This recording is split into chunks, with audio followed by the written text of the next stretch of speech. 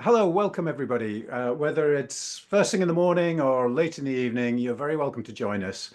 Um, we do these webinars, these sort of thought leadership type webinars, once a month, and we've had some great speakers on. We've had some real experts. We've had Laura Barnard and Joe Puz, good friends of yours, I think, Al.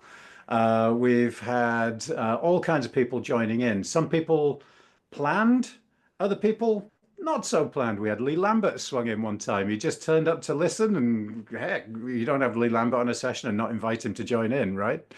So we've had all sorts of really fantastic people, but I'm particularly excited and interested to see what's going to happen over the next hour because we have with us, for the first time, I think, as the headline act, a PMI fellow. Now, if you don't know what PMI fellows are, this is a very rarefied crowd.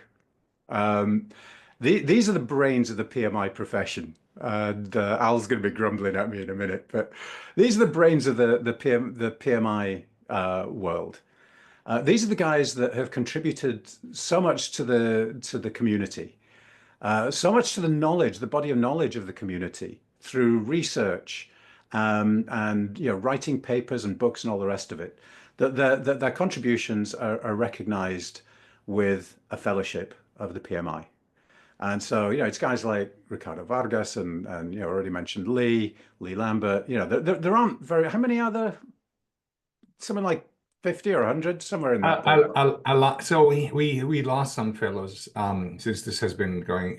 Having fellows has been some time now. So I think we were above 75 fellows worldwide, but now the ones who are alive, I think around the 67 maybe.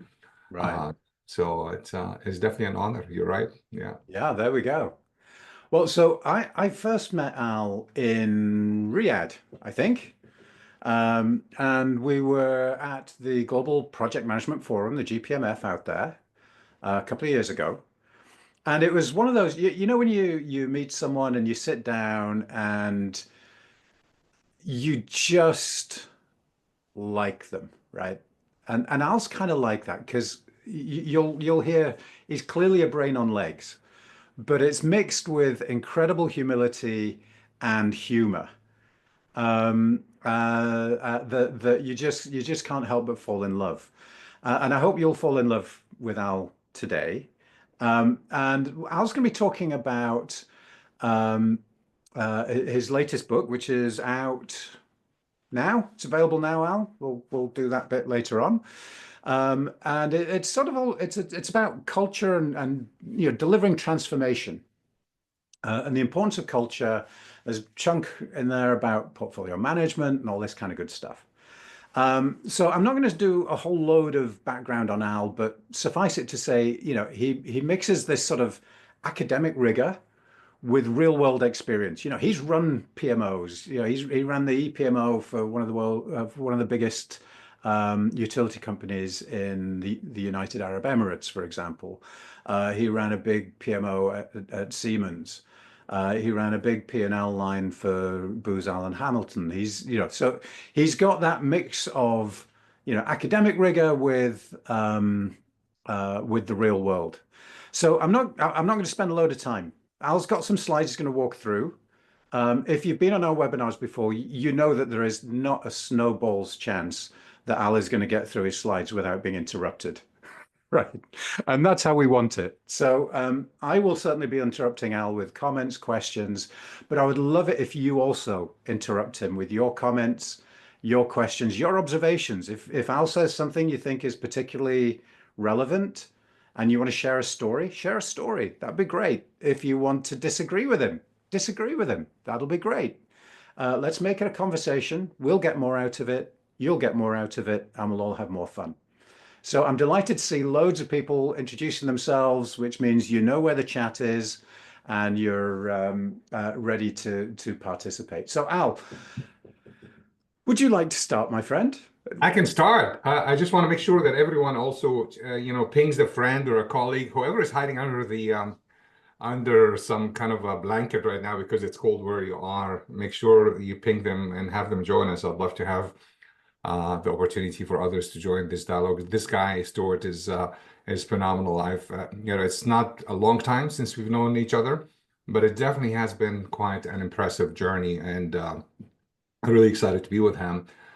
I'm looking at the chat first and really love the comments, and I just responded also to I think Kelly, right? Kelly is the new president or the current president of PMI Indiana, Central Indiana chapter, and I just wrote her back in the chat. That's the first PMI chapter that I was actually a president of. I used to live in the Midwest in the US. Really? Oh yeah, I mean my fun story to start is I was in the papers in Wichita, Kansas. I don't know how many around the room really know Wichita, Kansas. Hopefully it's a global audience, and many of us don't know Wichita, Kansas. But I was one of the folks starting the chapter there in Wichita, Kansas, and also was the first PMP in Kansas, right? So I was in the paper for that reason. And again, that does not take Kansas City in the mix because it's kind of broken into Missouri and Kansas. Long story short, I would say Indiana was really a key, impressive point in my career journey. It's basically the time when I had the opportunity also. So you're speaking about PMOs a lot, Stuart, in that intro. And in Indianapolis, I couldn't believe that there's a guy by the name Scott Gill who introduced me to the community there. And Scott and I went to a place called ITT Technical Institutes, and they were keen on the project management discipline, and they asked the two of us to develop a master's in project management for that institute. And it was really fascinating working with him and working with many organizations around that part of the country, like Eli Lilly, and try to have a very good example of engaging stakeholders in creating and shaping curricula for an institute like that that's more practical in nature, not classic academia, and make it quite effective for PMs. But anyhow, great fond memories for Indianapolis, and the reason I mentioned that and spent a minute on it is you never know where you will actually have the experience that shapes your views. If anyone asked me what shaped my journey the most, I would say Indianapolis. So why? I also met Harold Kersner. Stuart just mentioned books, and Harold, I still remember we invited him as a guest speaker in Indianapolis for the chapter, and he said, "Al, I want you to meet this woman in New York. You got to go work with her." And okay, great, thank you. And 6 months later, he checks on me. Hey, how was it? Did you manage to meet her? So that was my time with IL at the time, and joining Laverne Johnson, expanding her business globally at the time. But also Kersner was the one behind the writing. So message here to start: don't underestimate where things might come to you in terms of really taking on those experiences that have a big impact.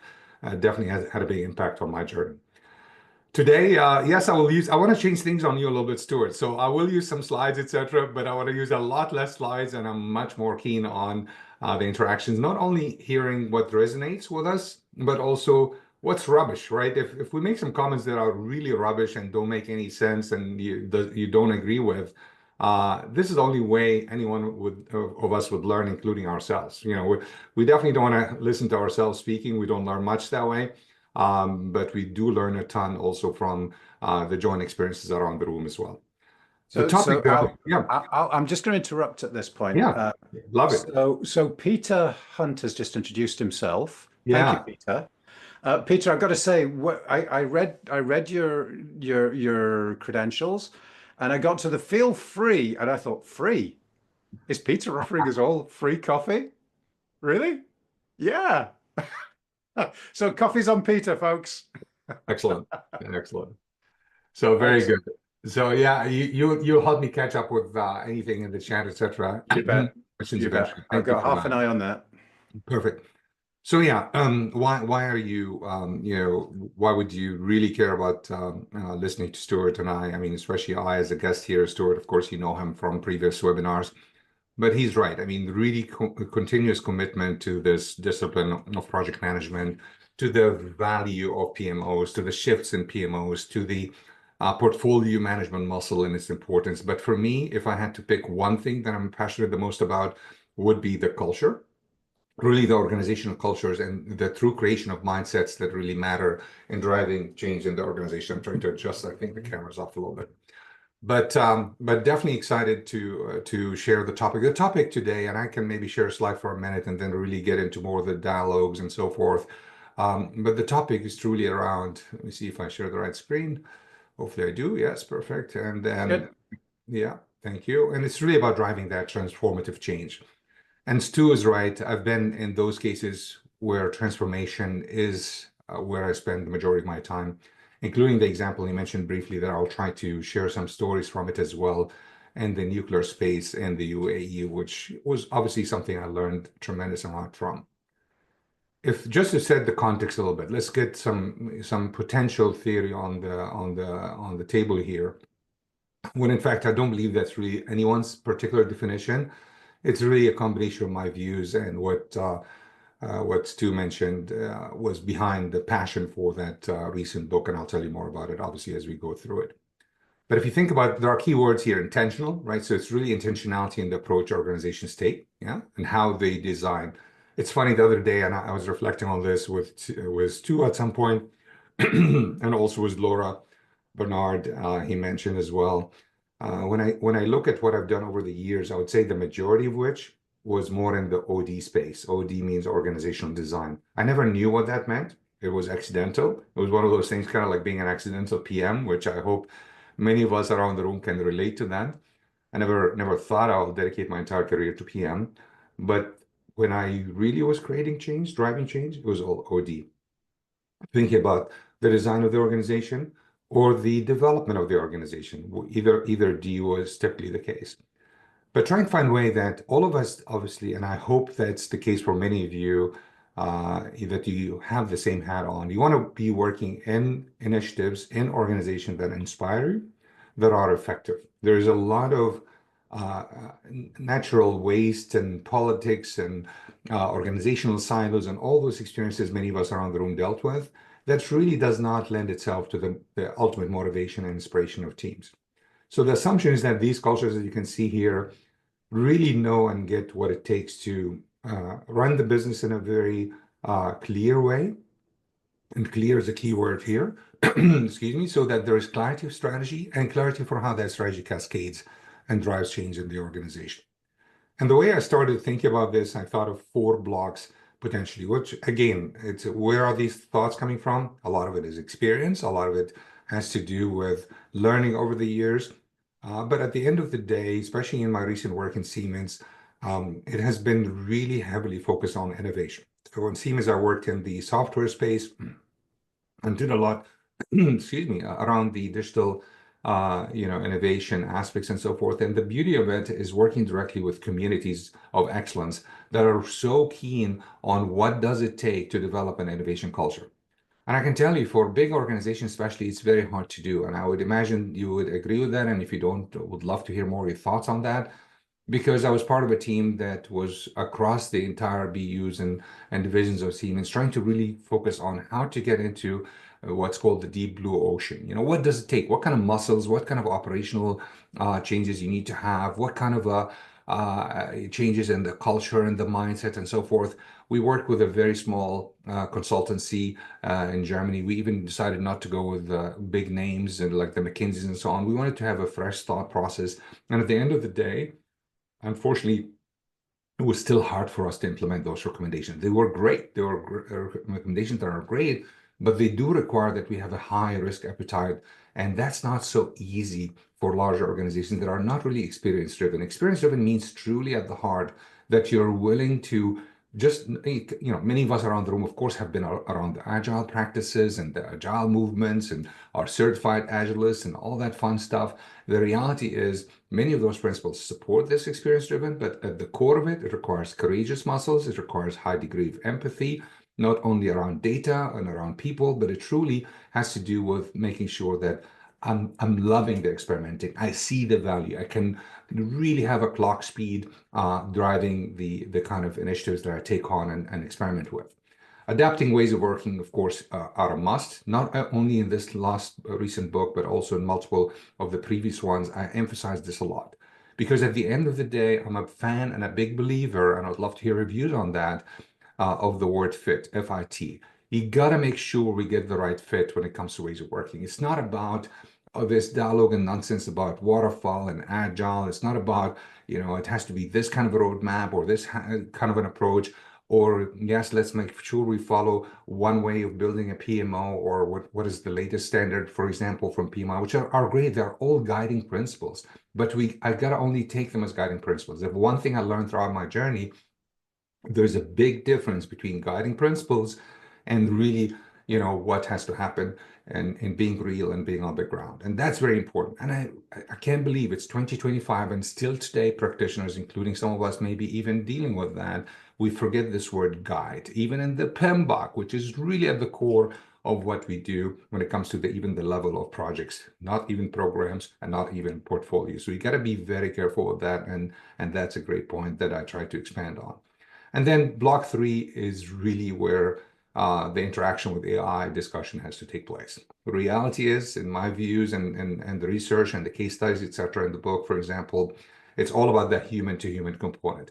AI and all the richness and the beauty of AI and the risk with AI is about truly getting us to a very much of a human equation, a human-to-human model that increases the effectiveness of B2C, B2B, how we work internally, etc. All of that hinges on how smart we are in implementing AI. So we'll share some stories and examples there. And finally, of course, what's really important, something also Stu is very passionate about, so when we get to dialogue here shortly, we want to really tackle this enterprise, portfolio muscle. What does it take? Do organizations truly understand it? I can tell you in recent experience, even in the work in Siemens, for example, it is very interesting that portfolios are almost always looked at in terms of product mix, almost looked at in terms of R&D, almost always looked at in terms of pure investment, regardless really of the linkages to strategy or where the North Star is taking us, etc. That's not acceptable, and that's something very critical for our organizations to make sure it's an enterprise function, it's a way of thinking, it's a way of strategizing, it's a way of executing, and something that is core in this experience-driven culture idea that is central to hopefully some of our exchanges today and the work I've been involved with in the last couple of years. Okay, so the best way to start, yeah.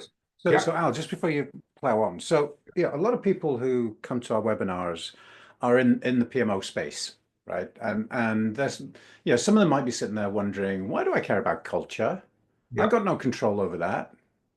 What do you think? Do they have control? Why should they care about culture? And I tell you what, let's see. So I know as soon as we start talking about culture, somebody is going to bring up Peter Drucker. So let's see who can be the first one. So Al, you're not allowed to, you know the quote where I'm going, right? Who's going to be the first one to get the Peter Drucker quote about culture into the chat? I'm Right. waiting. I'm waiting. So I'm You holding know my it's going tongue to hit here. there any second now, right? Okay. Okay. But There we go. Oh no, not yet. That's no, not the no, one. that's close. Not quite it.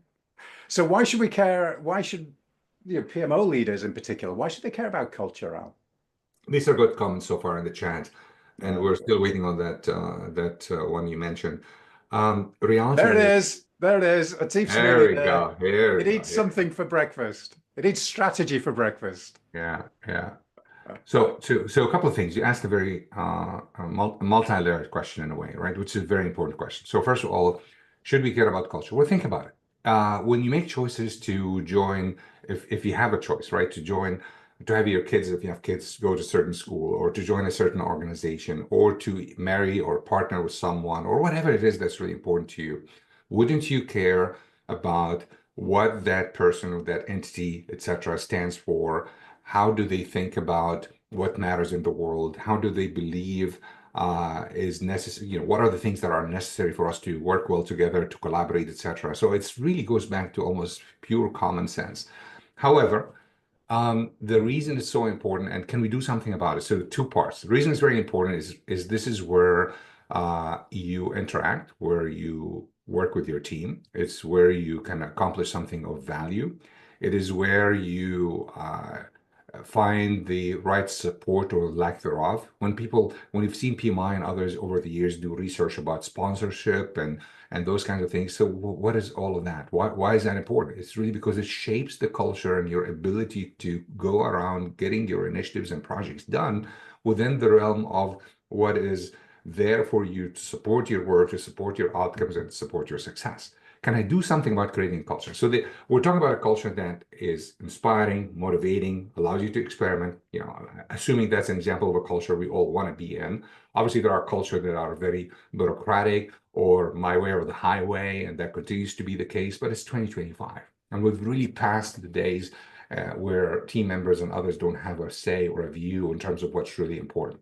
So what I'm talking about when it comes to shaping, yes, of course you can. This is the whole idea of our discussion today. How do we have a leadership model where you own the change? Change, so culture and transformation and change and strategy and leadership, those words are not buzzwords. They're all linked to each other because at the end of the day, we have an ownership of what can I do about it? What can I do about it? Okay, say that again. Say that again, Al, because that is really important. Say that again. Definitely. So the point about those elements, strategy, culture, leadership, the ways by which we work, they're all connected in an ownership model that we have to really tackle ourselves because we have this ability to shape and communicate not only upwards and educate the leaders and the rest of the organization, but we have the ability and probably we're going to have to listen to the recording later because I said it differently the first time, but it's okay.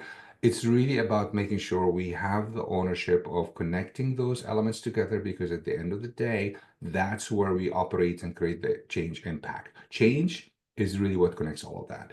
And this day and age and into the future, into 2030 and beyond, it's all about change. You can see it, you can see the disruptions on a daily, sometimes hourly, sometimes literally by the minute.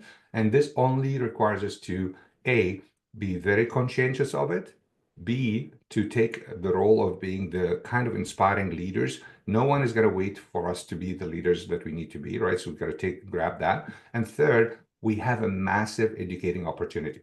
Stuart talked about PMOs, for example. That's why I love the PMOs being the learning engines of the future. Learning engine means it's the engine that's in charge of making sure the right hand and the left hand and the organization entire ecosystem basically are speaking the same language. So one of the biggest takeaways in this first part, language matters, right? Language matters really means at the end of the day, we have the ability and the ownership to drive what kind of a value system, what kind of a supporting mechanism, what kind of a leadership model, what kind of a way of working, how all those connect for us to continuously be in a place where we pursue that excellence. Every one of us around the room, every organization is after this inner excellence, we call it, right? So the inner excellence is really the ability of the organization and us individually and as teams and as PMOs to have that continuous excellence as a way of driving change.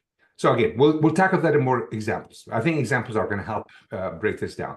Can you share the first poll? I'm very keen on seeing, we're going to have 4 or 5 key polls for you to A, to make sure you stay with us, and B, we want to hear how your results match some of the things we've done in research and found about in terms of outcomes. And most importantly, we really want to make sure that you think about this also as you go back as a takeaway from our work together today. Fab. So the question is, where do leaders in future organization increasingly spend their time? So have a quick look and put your thoughts in there. Are there answers there? I only see there are 4 answers. So okay, great. And people are changing their minds. This is fascinating. I love it. I love it. Okay. There we go. This is interesting. It's going. We'll give it just a few more seconds. Jump on in there. All right, 5, 4, 3, 2, 1. Here we go. Do you want me to share the results?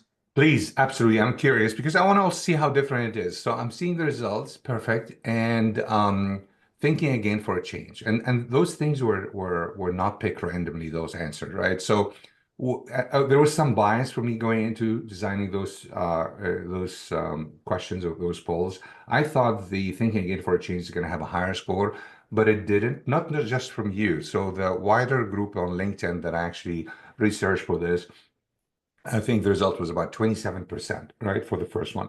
The second one, even some people, so speaking of culture, the second one, some people don't even understand what that means, right? So galvanizing is not something usually used for stakeholders, right? You talk about maybe material, metals or something like that, but it's really, so if I look at what those cultures are like and look at the leaders who have seen really great, inspiring examples, they have two qualities. One, they're enablers, and two, they are galvanizers, right? Enablers, which many of us, I would say 90% of us around the room should be really great enablers. Enablers means what? If you are playing a role of a PM or a PMO person, etc., you're enabling change, you're enabling building capabilities, you're enabling those kinds of things. Galvanizing, though, has to do with all the political and the negotiations and the breaking of the barriers and getting that mix, etc., right? So that's why, but no surprise, you got 4%. The research showed zero. So I didn't know if it's more the understanding of it or more really the appreciation of it. So I did not really go below this here. And then aligning across organization balance, that's very good. I got 18% of the research, you got Look, 42, and I'll then give me 1 second. Could yeah, somebody in the chat just let me know that you can see the results? I think I'm sharing them in Zoom, but yes, you can. Brilliant. Thank you, guys. Fabulous. perfect. Carry on. Perfect. And then adapting to customers' demands. Again, 46% versus the research had showed 51%. Great, very close, and no surprise. And in a day and age where we've been talking about customer centricity for a long time, and PMI releasing the new, definition of success project research that they've done, towards the end of 24. If you look below and behind and everything else, the work that was done, it's really about getting that closeness to the customer. I can tell you, I mean, Stu always tells me, Al, can you share a bad example? Well, my worst example was right there, the adapting to customers. I cannot tell you how embarrassing it was. And it was a situation, a consulting engagement in with a large, massive European organization that my team, even before I took the helm. So I'm not trying to get out of taking ownership, but the team has completed the work already. I took the helm in charge of that particular team or organization. And then as a follow-up with customers, all of us who work with customers, whether you work for an organization and have your internal customers or external, need to follow up, need to really get the pulse of the customer, need to sense and respond to changing needs to the customer, of the customer. So I go there and say, hey, I'm in Europe anyhow. Would love to come and check on you and see how well you've taken on our recommendations with an analysis of their portfolio, by the way, too. So portfolio assessment. It was also about building one IT system for that organization. So a lot of collaboration across the organization. So we had great recommendations. We presented things. They paid the invoice. They seemed happy, etc. And I said, oh, let's do a follow-up. It was like 6 months after the completion. They gave me the whole morning. The executives were in the room. They said, we're going to have lunch. It was one of the toughest meetings of my entire life. It was a terrible meeting. It was really, they were super unhappy. The customer, you can summarize into that bullet. The adapting to customers' needs. We focus on the statement of work. And I think in 2025, statement of works literally need to be thrown out of the window, in my opinion. I mean, they are guiding, back to guide. Use them as a guide, but really sense where truly the customer is at, where their mindset is at, what truly they want to accomplish from having you there. They have the capability. They don't need you as a consultant or another organization to come in and just get a job done. They want to create a change. And what they truly said we messed up is they wanted one thing done. Outside all the statement work, they wanted to really minimize the resistance that they were having from critical change stakeholders and executives in the organization towards that one IT system and the aligned portfolio capability that they were trying to put in the organization. And we did not do that. We didn't even touch it. We didn't even bother asking the question along the journey with them if that's really a developing need of the organization. So we can stop the poll sharing, but the reality is, if you look across those elements there and the kind of a future organization we want to create, whether it's a PMO, whether you're part of it, whether you're running a whole organization or part of a massive global organization, it doesn't matter. It's really about high degree of sensitivity and intentional interest in the changing demands and not assuming. I mean, we learned that lesson day one in involvement in project and portfolio management is assumptions are fatal, and we got to make sure we have the ability to really adapt to that change. All And right, and let this me, is yeah, and this is so those of you who know me well know that I this is one of my favorite topics, right? yeah, It's all about it's not about the duck, right? Yeah. projects, the methodologies, and all that Yeah. stuff, the statement of Yeah. work, they're the ducks, silly ducks, right? Nobody cares if you got a boy duck or a girl duck. We don't care what methodology you use. We don't care about any of that stuff as a business.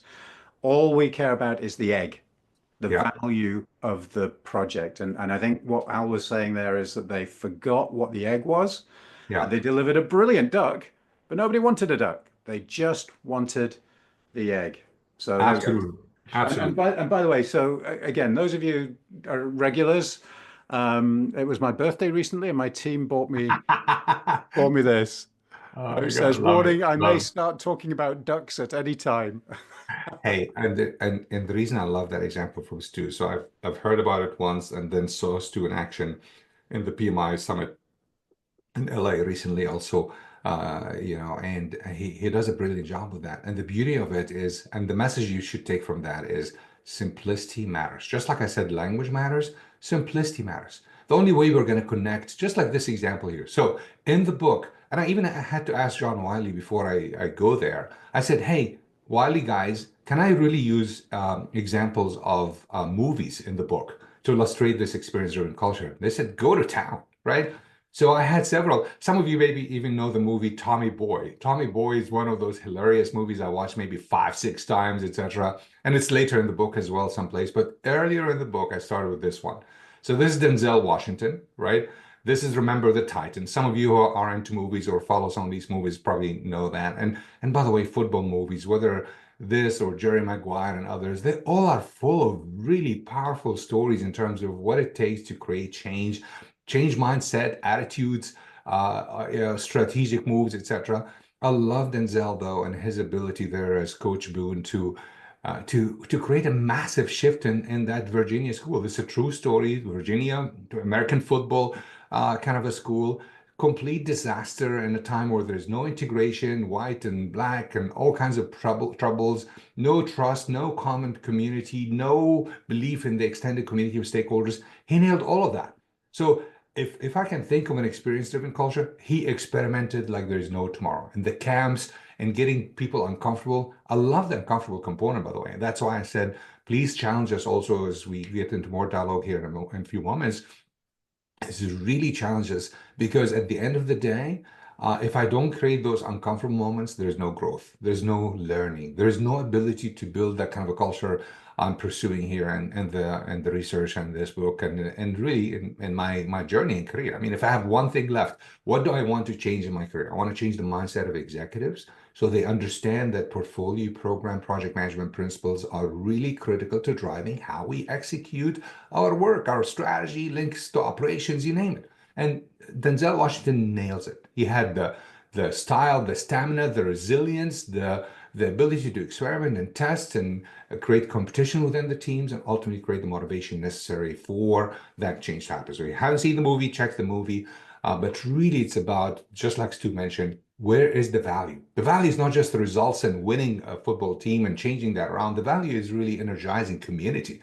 The value is having a new form of respect, a new brand for the city, the town, the school. The value is it's one of those hardest things we have in projects and portfolios, and that's why a portfolio management muscle, when it's done right, this whole idea of trade-offs and where we put our investment and resources and how quickly we shift, how quickly we enable AI and themes and analytics and so forth to get us back into what matters the most, that's where the future is. There's no time. Time is not our friend.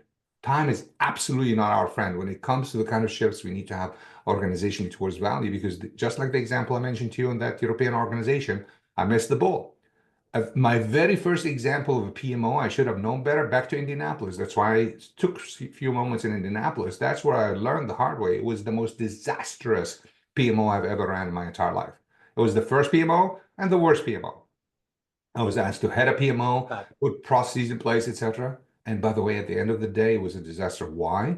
No excuses. I should have known better to not just follow a boss, not just because I'm still new and I just follow whatever was told to me. The guy was a VP, came from Procter and Gamble, top notch. He knew exactly what he wanted to do. But what we did not do, we never asked the question about what truly value might mean to that manufacturing organization in the paper industry that really needed a very different model for what the PMO can do for them than just, processes and templates You and got ways it. of running meetings and so on. Yeah. So You got Stu, it. you wanna, You got it. So I'm going to jump in yeah, just for a second, Al, yeah, before you move on to yeah, the frameworks. yeah, So so this is such an important message about value. But actually, Kevin asked a question in the Q&A, which boils down to, okay, this all sounds wonderful, right? yeah, We all get it, but how on earth do you get the C-suite to buy in? yeah, And so, Lenora, if you're still with us, if you could drop into the chat the link to our case for change. So yeah, we've actually created a mini workshop thing that we do with people for free because this is such a common question where we will go through how to start having that conversation with the C-suite and help yeah, you actually identify some of their pain because it has to be solving their pain. That's the egg, yeah, right? It's their pain. It's not your pain. It's not your certification and feeling good about, well, we followed all the process. That really doesn't matter at all. yeah, That's the duck, right? The thing that matters to the leadership team is the egg. So you've got to go and talk to them about eggs, and you've got to help them understand how um, your situation today is damaging the eggs. yeah, And if you want to get more egg, if you want to get bigger eggs, more eggs, break fewer eggs, right? If you want to do that, something's got to change. And so we put together a little framework that we can walk you through to do that case for change. So I encourage anybody who's wrestling with this to click on the link that Lenora's just put in the chat. Thank you, Lenora. And book a session with us. It'll probably be either me or Dan that would take it, and we'll walk you through. We'll do a lot of listening. We've got a little checklist that we can run through that, use every organization is different. I think it was Churchill who said that history doesn't repeat itself, but it does rhyme, right? And yeah, it's the same thing with company challenges, right? There are no two that are exactly the same, but they do rhyme. So we've got some nice little templates that'll help you get off to a flying start. So go book that meeting. Do it now before you forget, right? Go book that meeting, and we'll help you with that. Hopefully, Kevin, that helps. Ties in with what Al was saying. I'm going to keep quiet again because I know that we're only about 5% the way through the slides, Al. No, no, absolutely. And again, we don't want to really focus on the slides so much. And we may, so what I might like to do is maybe have two more polls at some point, but I really want to have more and exchange with you on a couple of key points and also listen to and have more questions. So Kevin, first of all, thanks for your question. It's the mission of the journey. And yes, we all have that belief that we need to change the mindset of the executives. And yes, do take on Stu's recommendation and have time with him and the team, et cetera. That's all important. Now, there are, in my opinion, and Ashok, thanks by the way for the points about value that you put in the chat. They are excellent. The reality, though, when I look for change, people change for two reasons. They change because they want to and really are inspired to change, or they have to. Yeah. One of the reasons I joined Siemens was very clear that they were under pressure, for example, from the mothership, right, from the larger organization to really prove that they have a way of governing that's structured, that the Germans can believe in, right, that has a master plan, which is really a way of running the portfolio of initiatives, etc. Right? So they were the second group because they had to. Yeah? The terrible aspect of you have to, it's either A, it's coming too late, like an Elon Musk talking about the US being bankrupt, or it is basically, it's not going to stick. The stickiness is very important when it comes to executives really believing in this and applying it. So I'm a much bigger fan of the first one. Now, by the way, for the second one, you can do it in multiple number of ways. They have to. I've seen Kerzner. Kerzner is no joke. Kerzner actually used to get the executives on the biggest, largest organizations on the planet, especially, the big threes in the US and the automotive industry, etc., and literally take them hostage in a room for 6 hours and say, you're not actually going to go home today until you commit to leading as such or doing as such or understanding X, Y, Z, etc. I mean, that's one way of doing it, just getting a bat basically and smack them on the head if you have the ability to do that as a person within an organization or an external consultant. However, I like more the inspirational one. And inspiration has to do with finding ways by which they own it. As a great salesperson, that's, as we know, it's about your ability to have them believing that it is their idea and their views. Finding ways. Remember when we talked about ownership and those elements we discussed earlier when Stu stopped me? At the end of the day, you want them to own that view of the future. This experience-driven culture, and really what it matters for or affects is owning a future vision for the organization that's different. You saw Ashok's. Ashok's really broke that down into, examples of what's below that. But I'm talking about a North Star. In Enoch, for example, what I did is, luckily, the CEO hunted me, and he wanted to really change the culture of the organization to be a projectized organization. So he knew PMI, he knew the standards, he knew what he wanted. So the North Star was to build the muscle of project, program, portfolio management, run the entire portfolio in a projectized way. And oh, by the way, dealing with the most randomly political, crazy kingdoms in that organization that I had to find a way to break through. And oh, by the way, we have a board of directors that have no idea how to govern, right? And just really entertains only listening to presentations and so forth. You got to change that as well. Yeah. How do you do that? Yeah. And Sikahana just asked, please include about construction as well, right? So Yeah. if you're building a building, Yeah. it's no different. You're building it for a reason. Yeah. You want to get value. There are things that value might just be economic. Yeah. But it's probably also social. Yeah. It's probably aesthetic. Yeah. There's probably a bit of environmental value in there, right? Absolutely. Quality of life, connecting a community, having a very different, safe kind of a place for kids. There's a lot of ways by which it's much more than just the bricks and mortars or the actual And outcome that facility creates. A great point. and the funny Yeah. thing about value is it depends on which stakeholder group you're speaking to. Yeah. You talk to the executives, it tends to be about return on investment and strategic impact, right? Those two, very roughly, very crudely, right? Yeah. But if you talk to, so that building example, if you talk to people in the local community, it might be about jobs, Yeah. or it might be about cleaning up a patch of land that has become a hangout for drug dealers, Yeah. or it might be about something else, right? So Yeah. the value, understanding what the value is and making sure that you focus on delivering that value, that egg, Yeah. that's key to project success, portfolio success, and frankly, to business success. Yeah. No, absolutely. So what I want to do is really, so Kevin, answering that question is the multi-billion-dollar question when it comes to really organizations, right? So it's really something that we're all, have to tackle, but it's also got to be tackled with a lot of energy for many of us who believe this, but also find ways by which there's a massive sharing of those stories of success on when it happens. So the eating example, that was a turnaround that I truly enjoyed tremendously because I can see it in the change behaviors of execs and others. All of us have the opportunity to create that. And the more we create that, is my point, the higher the likelihood we are going to have that. It almost requires a momentum built and continuously acted upon. It's like a revolution. And for example, Obama, years back, he had this program management bill, for example, that really was to force the entire US government to operate in this kind of a projectized program fashion, etc. Did some change, but the continuity is what matters the most. Finding ways for that to continue. It's going to have to be like a true commitment. And you saw PMIs, for example, the recent guide, and the linkages between a PMO and the rest of the world. We got to shift the language, Kevin, and others around the room. We cannot speak the same language to executives. They care less about everything in the middle. They care about those kinds of elements that are really ultimately about the specifics of the industry and the growth in that industry, right? So that's really critical. My big to go to when it comes to those cultures and changing the mindset of executives is this simple picture right here.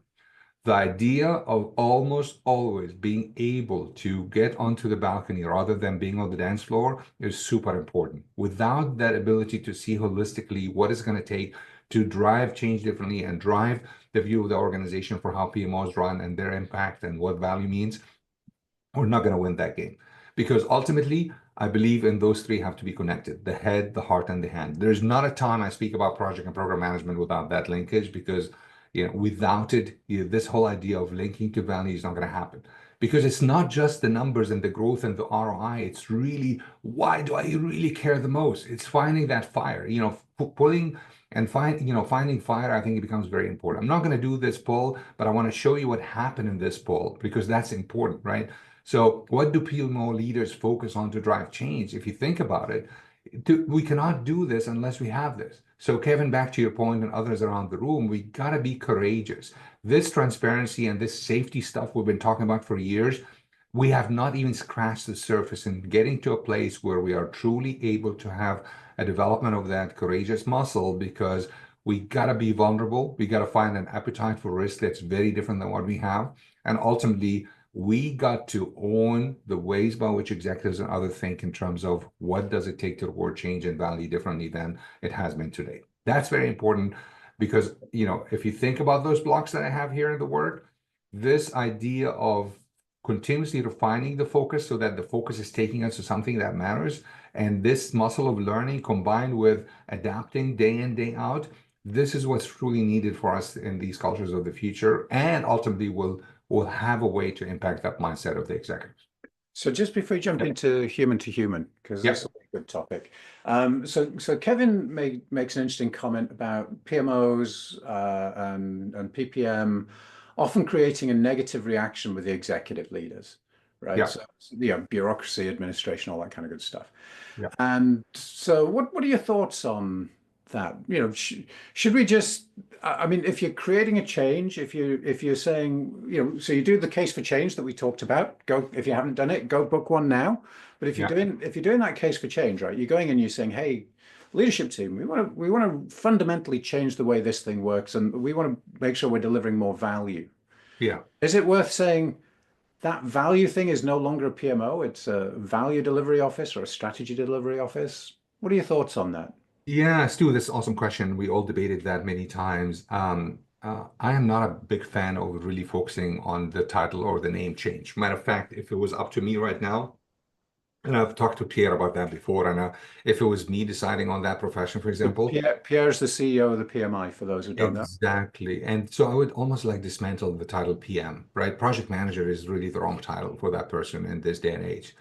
I'm coming from a PMI fellow. It's pretty crazy strange, right? But the reality is that's what's needed. We need to be very much open to massive disruptions to what we are comfortable with, right? So, value office, strategy execution office, that it doesn't matter. I need a fitting entity that is clear on its mission, clear on the kind of change that needs to happen, has the muscle of being very intentional and driving, transformational change in the organization, highly authorized by the executive and or the board. I still believe the right place for a PMO is directly into the executive team. It cannot be like hidden and buried somewhere. It cannot be not looking at portfolios. It cannot be looking at just I mean, completely like not a couple of years ago, last year, I was on a panel in Berlin, and it was talking about, oh, our PMO has beautiful role in driving templates and capabilities, and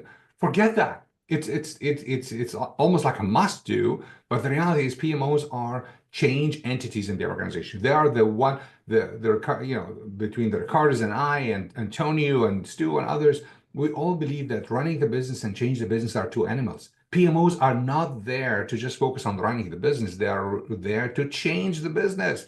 60% of their time needs to be on changing the business, finding ways by which we operate differently, we learn continuously. Remember the description of learning engines. So back to your points, Stu, I would love to call them the learning engines of the future organization, period.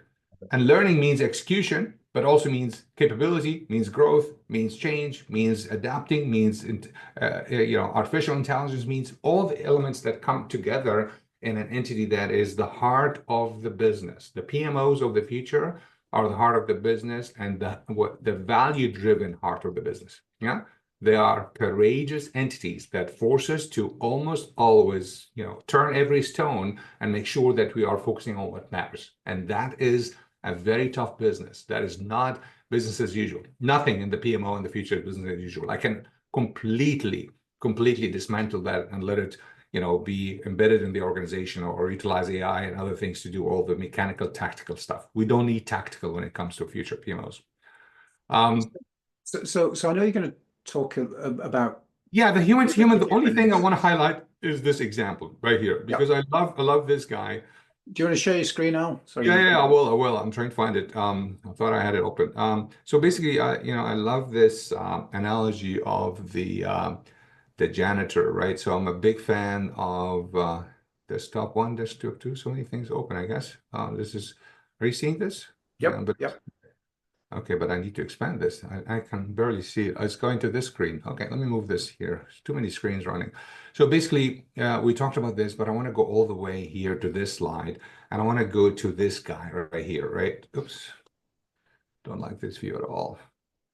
This happens when you use so much technology here. So anyhow, use slideshow. So basically the janitor story, right? Again, many of us know that in the NASA and the President JFK, etc. I want the human to human future is a highly empathy driven future, right? So no matter what digitalization we go through, this guy told the president of the US basically at the time, I'm part of the team that's, putting a man on the moon, right? So that is the key because ultimately the human to human is a highly driven trust centered future. And the trust currency and this whole game playing and time, as I mentioned earlier, is not our friend. Clock speed is so important in the future we are going ahead and being part of and fortunate enough to experience, etc. So finding different ways to build trust, including trust in the data, trust in the intellectual capital and how it's being utilized and so forth. That needs to be our focus because ultimately, if I look at this example here of what's even helping the creation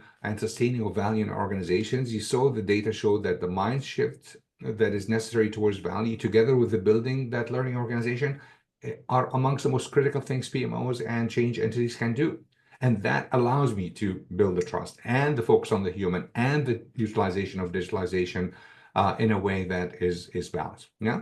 Lots of data we have still in the work here, but I want us to really go, and we're going to share all of this with you, right? So we're not going to dedicate time to that.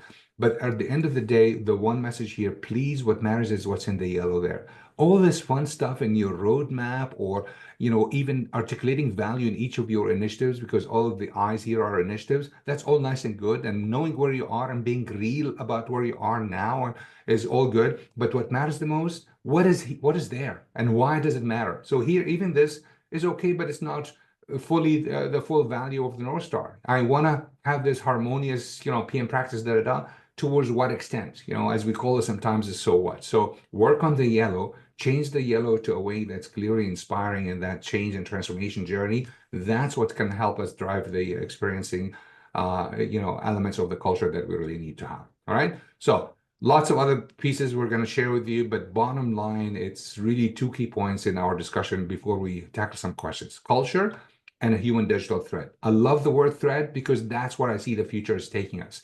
What is that fine thread that connects our behaviors, practices, ways of leading, inspiring, etc., to the utilization of digital, right? This whole end-to-end ecosystem between the two, but really finding a way that the culture eating strategy for breakfast you mentioned earlier is adapting continuously to the changes in the design of that future organization. Those are the two key messages that we want to make sure there's a continual ability to adapt and change the culture to focus on what matters the most at any given point in time, and with a futuristic line of sight, of course, and then making sure that thread is truly managed and linked and embedded in every aspect of the portfolio that we have. All right. So we want to go to questions, and please, there's plenty of Just changes for just connection. Yeah. jump back to that little sunshine Yeah. slide if you would. Yeah, absolutely.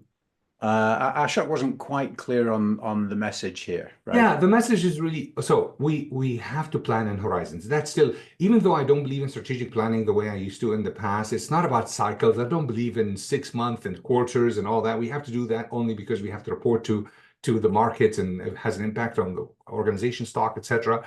But just have horizons that inspire. So the way I usually think of this is there are horizons. There are clarity of the short-term horizons that's usually more than the longer term horizons. So you see more initiatives or in the short term that are focused on value. So the eyes, you don't drive it in terms of deliverables or a name of project. You drive it in terms of what is the value that this initiative is going to create, da da da. You think about elements here that can connect to how organization works: collaboration, what is the service being delivered, what are the supporting, enabling, remember I'm talking about enabling processes and systems in that culture, the people and capability. Those are typical four that I try to pick. Nail this, be honest about the now. Where are you now? Give yourself a score, use maturity models, use whatever is needed, use, the recent PMO assessments or whatever it is who you work with. But the yellow and the sun and the horizon is what matters the most. Try to nail this. And For the text in that sun right now, that's just an example an from, example, but yeah, even from that someone you use. example is weak. Even that's weak, Stu, because I wanted to illustrate the message.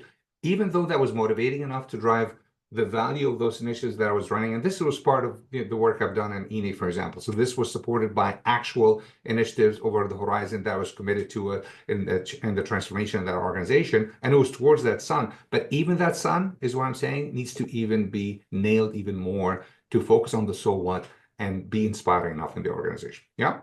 And So, and yeah, and this is where some of the, frankly, where things like portfolio management done well can really help, and the absolutely. prioritization piece in particular. Absolutely. Because, Sorry, yeah, go ahead. yeah, I yeah, just go want to ahead. make sure because we don't have time. I want to.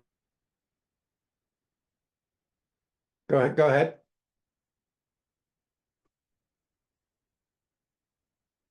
Okay, we seem to have lost you, Al. I don't know whether it's just me. Is it just me? He's still speaking, but his voice is gone. All right, so I'm going to fill in while Al figures out what's going on. Okay, okay. Now can Oh, you he's hear back me? again. He's back again. There he is. That's ridiculous. What's going on? It must be the snow outside.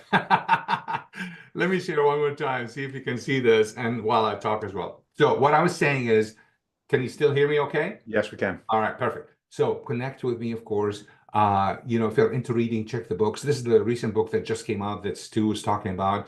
And as one of takeaways of you attending today, if you're welcome, if you're interested in getting the book or anything, check out all the books here by scanning this, connect on LinkedIn. But today we're giving you, Wiley just sent me this as well for any of the attendees of webinars and events like that. So you're welcome to also use this code if you're interested to get the recent book. I haven't even seen it yet. I know it's out, so they haven't sent me a copy yet. Otherwise, I would be holding it proudly because it's really a topic that's sincerely, clearly dear to my heart, and it's really important because we got to elevate and change the language and the ways by which we tackle the culture. There's hardly any time for us to go into a lot of it here, but the case studies and the examples there hopefully can help you with that as well. So I'm excited to hear more about it. And hear your reviews, your comments. I want to learn from you. But for now, I want to dedicate, I don't know how much time we can give still, Stu, for questions and exchanges, because I know we kind of had to run through some of this, but there's a ton there, of course, we can address and talk about. Fabulous. So we are more or less at the top of the hour. Sigahana, what I would say is, if you go and use the link that Lenora dropped and grab some time in my calendar, I will try and maybe even loop Al into that as well, and we can dig into your immediate pain and see if there's any way to help. Yeah. The one thing that I would also encourage, Lenora, if you got the other link, a lot of the things that Al's talked about today, obviously Transparent Choice, we're a software company, and a lot of the things that Al talked about, so that short, medium, long-term planning horizon paradigm, for example, part of the reason that exists and is embedded in traditional culture is because that's all you could do. It was too difficult to do the planning. It was too Yeah. difficult to create a roadmap that was deliverable, and you couldn't change it, right? And that's just not true. So with Transparent Choice and some of our AI tools, you can update your roadmap in seconds, Yeah. right? And that's incredibly powerful. So you create, you can create that really clear North Star, and then you can create a map of how your projects and programs support the North Star and contribute to it. And then you can lay out a roadmap, a resource, a high level capacity plan roadmap, and you can do that in a few seconds, right? And that means that you can actually drive change more quickly. You can respond to things that go wrong. You can adapt and be lowercase agile in the way that you're delivering this. Yeah. And that opens up all kinds of possibilities that didn't exist before, Yeah. and can really help create and foster this culture, this transformation culture, and accountability, and all of those kind of things. So that was really in the hope that some of you would put some questions in, but I don't think there have been any questions that have appeared. So I think from my point of view, I really just have one big question, Al, which I'm going to ask. And this is the question, it was asked earlier by Kevin. Oh, Kevin, there's another question in there. There are a couple, yeah, now. Yeah, oh, okay. So the overlap, the question's about the intersection between OKRs and PPM and things like that. And so I tell you what, I'm going to take a little bit of a stab at that. Happy And to. Al, you probably have a different view, so you should feel free to jump in. Yeah. So OKRs, right, for those of us who've got grey hair, right, or indeed any hair, OKRs, we've seen this before, right? You know, they were called key business indicators. We had balanced scorecard. We got KPIs. They're all kind of similar sort of concept of, look, you've got some goals. I'm going to deconstruct the goals into numbers that we can assign to people, and they got to deliver the numbers. The problem with that framework is it doesn't tell you anything at all about how to make decisions. It just measures, it sets a goal and measures whether you got there. And what portfolio management does when you do it right is it gives you the framework to actually drive the decisions. And it gives you it helps you navigate the cultural barriers that sometimes exist to making decisions in order to align your projects and your people to the business with a forecast that you know at the beginning whether or not you're likely to hit your OKRs, right? But just having OKRs for example, reducing carbon footprint and improving profit, and having those two OKRs doesn't tell you how to trade off and how to make a decision on how to allocate resources between those two OKRs. So the OKR framework is complementary to portfolio management, but it is not a replacement. And lots of people talk about it as if it's a replacement. It's really not. They are entirely complementary ideas and concepts. Yeah, so I'm not going to spend more time on that question, and I'm not going to disagree much with what Stu talked about. I think he's raising some very good reservations. I would say, just one last comment on that, OKRs can only be meaningful within the context of portfolio, like he said, but also they need to be written and shaped very differently than most organizations do them. So the quality of OKRs can go a long way. Objectives and key results is a really important link to strategy, and done with a strong portfolio muscle and with potentially tools, that are really sensing the changes fast, as Stu talked about, would be fantastic. Ashok, your question is also great. I would say there are common themes across all cultures that if you know what good looks like. Right. So yes, maybe the construction guys say, oh, it's our way to do it this way, or the da-da-da, right? So they all have different ways. But at the end of the day, what good looks like is very similar. It's value-based, it's experimenting, it's safe, it has inspiring leadership, it has clarity of North Star. I mean, all those fundamentals, those have to be across the board. I love the one about the golden nuggets for strategy sessions coming soon.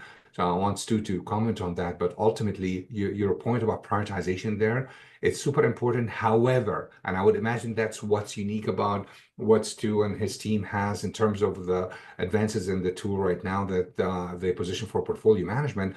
Prioritization is only a small, tiny thing from a bigger value out of tools and out of strategy, which is what I refer to as strategic choices, right? Elevating the dialogue to be much more focusing on what are the strategic choices and forks in the road organizations can take based on where the data is taking us, based on the realities of the market, the business, the industry, and everything else that's coming all together in that investment portfolio. That's what matters the most. Prioritization is something we have to do anyhow at all our levels, PMs, leaders, PMO heads, etc. But it's where does that link to key strategic choices the organization can be focusing on. Stu, you want to add to this important question? Yeah, just super practical answer to it was an anonymous post, I think that one. Yeah. So Lenora has just posted a link to a page where you can go and book a demo for our software. If you go and do that, we can have a conversation one-on-one about how to address that. Um, everything Al said was spot on, but fundamentally, having a bit of a framework in place that's built. So there's a lot of research and decision science research into how to do it right. Yeah. And the doing it right bit is important because that's what delivers buy-in. Right. So we Hmm. talked earlier about how different stakeholders have different value. Value is subjective, Yeah. actually. Yeah. And so if you don't have a good framework for prioritizing, what you end up with is different stakeholders will have different view of what is valuable, and then they'll start fighting for the projects that meet their worldview of what value is. And so you get into he who shouts loudest and the squeaky wheel syndrome and all these things. And so, a good prioritization framework will fix that, and it'll allow you to overlay resources and capabilities and all that kind of good stuff to understand what what's achievable and Yeah. help the business understand what's achievable so that and then this is so important, so you don't overload your resources, so you don't overcommit. And as soon Yeah. as you overcommit, do you know Mike Hannon? You know Mike Hannon? Yes. Yeah, okay, great. So I was talking to Mike earlier today. So Mike Hannon, for those of you who don't know, is one of the world's premier experts on theory of constraints, critical chain in project management, basically making projects go faster. And he was laughing. He was telling me about when he goes into customers, the very first thing he tells them to do is just stop half your projects. If you do that, things will get better. Just stop half your projects. Don't care which half. Just stop half Yeah. of them, right? And Yeah. things will get better. So Yeah. prioritization lets you be, good Yeah. prioritization lets No, you absolutely. But be sometimes more sophisticated. it's a great point, but sometimes Mike's point is easier said than done, right? But it does require the point we talked about earlier, being courageous, showing that you care. This human to human point we were briefly talking about is really about ultimately making sure others can empathize with the decision you're trying to recommend to the organization. So data is great, but also you're dealing with humans at the end of the day. So it does require a lot of our talent and capability in terms of getting that negotiation done. So yeah, I mean, great comments in the chat. I'm loving, to catch up on some of those, and yes, like many of you, also even that, roadmap of change in a way, if we want to call that sun example, it's really, goes to the mechanics of rolling wave planning in a way. Some of the agility practices that we all have to practice anyhow, right? So it's not rocket science. It's about finding the most simplistic, fitting way by which you can drive the message of why are we creating the change we want to create in the organization, and going as takeaways and next steps. If you don't follow some of the Simon Sinek's videos and the Brené Brown of the world and so on, even though they're not in the PM space as well, check that out as well. But also at the end of the day, and I'm going to put also some of the papers here in the chat, because those are easier for you to grab, and will connect you to together with what's to offer there in terms of scheduling time with him and the team. But have a look at some of the continuous publications. I learned a lot by pushing myself to really think about, okay, so what's really happening? And some of the papers there are about the creation of that culture as well. And these are open and free for you to check out and so on, to help you drive the kind of questions you want to ask Stu and the team further also as you go forward. Yeah. It's been Awesome. really great seeing the energy, Stu. Thanks for having me. It's a pleasure. Well, it's been fantastic as ever talking with you, Al. Good luck digging out from the snow. I don't want to get Um, out and try. I'm so yeah, tired of no, we'll just keep you talking until your wife finishes. until it Um, melts. Excellent. Well, so thank you to Lovely. everybody for coming and joining, and thank you all for participating. Your participation really makes these events work. Hearing a couple of old guys banging on, that's okay. But being able to react to the things that you're reacting to really helps us bring it to life and makes it more interesting for us. So thank you very, very much for your participation. Please check out our website. In a couple of weeks, we will be doing a demo webinar of our software. And then in a month's time, we will be having Mike Hannon talking about how to massively increase the flow of projects. And I'm talking doubling, tripling, and I've even seen him quadruple the flow of projects from the same resources. And he's going to talk a little bit about the magic fairy dust that he uses to make that happen. Love So, to so love do to see join that. us. Do join us next month. Watch out for the invitation, and we will see you all there. Don't forget to book your Case for Change workshop. And in the case of Anonymous, don't forget to book the demo so we can help figure out, how to get that prioritization process working for you. Thank you, everybody.